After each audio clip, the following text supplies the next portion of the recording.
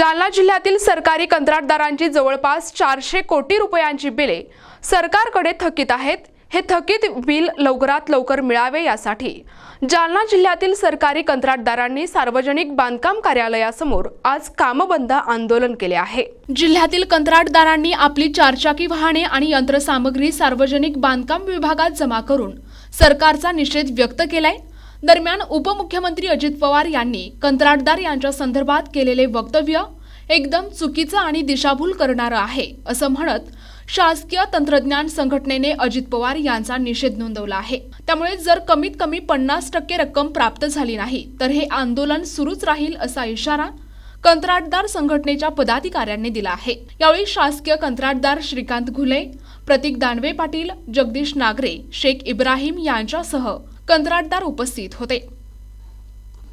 काय मागणी आहे, आपण काय करत आहोत निदर्शने आणि किती थकीत आहे, या पुढची स्टेज काय असणार आहे तुमची, काय आंदोलन करतोय आपण? साहेब, थकीत रक्कम ही दोन सार्वजनिक बांधकाम विभागाच्या 2 डिव्हिजन्सकडे राज्य रस्ते आणि प्रमुख जिल्हा मार्ग, जिल्हा रस्ते यांची तब्बल 400 कोटी रुपयाची बिले ई पास होऊन म्हणजे PMIS नावाची गव्हर्नमेंटची सिस्टम आहे, ज्याच्यावरती 4 अधिकारी जाऊन जिओ टॅगिंग करून काम बघतात आणि त्यानंतर ते बिल विथ प्रॉपर फोटोग्राफी व्हिडिओग्राफीसह ई पासवर जातं। ते कोणी पण जनता सुद्धा त्याच्यावरती बिल बघू शकतं। अशा पद्धतीने 400 कोटी रुपयांची कायदेशीर मागणी ही मंत्रालयामध्ये सबमिट असताना आज रोजी फक्त 16 कोटी रुपये सरकारने दिलेले आहेत। मार्चचा महिना आहे, कॉन्ट्रॅक्टर लोकांना प्रचंड देणी आहेत आणि वर्षभरापासून आम्ही वाट बघतोय। 23 जुलै 2024 रोजी 20% पैसे आल्यानंतर आजपर्यंत 1 रुपयाचाही निधी या दोन्ही हेडला आलेला नाहीये। CRF सारख्या जे सेंट्रल सपोर्टेड ज्या स्कीम आहेत सेंट्रल रिझर्व्ह फंडाच्या, त्यांना सुद्धा शासन पर्सेंटेजमध्ये प्रमाण देत आहे, म्हणजे केंद्राकडून आलेले पैसे सुद्धा राज्य शासन दुसरीकडे वापरतंय। आणि जर नाबार्डला जर 7-7 महिने पैसे नाही आहेत, मग कॉन्ट्रॅक्टर लोकांनी करायचं काय?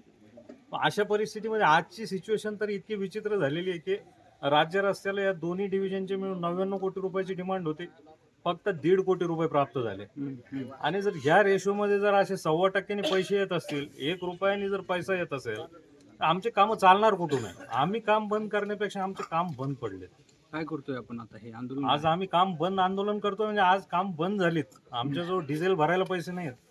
क्रेशरवर गेलं तर क्रेशर कोणी पावती फाडत नाही आमची।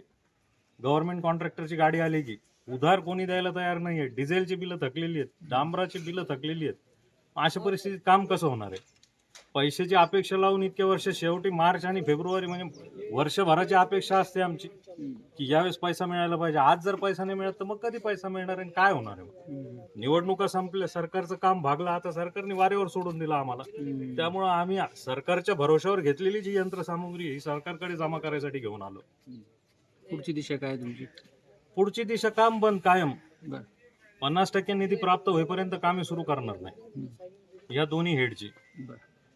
जर बजेट आलं आम्ही त्रास देणार नाही। शेवटी आम्ही रस्त्याचं जाळं विणतो, इन्फ्रास्ट्रक्चर तयार करतो, नागरिकांसाठीच काम करतो, सरकारसाठी काम करतो।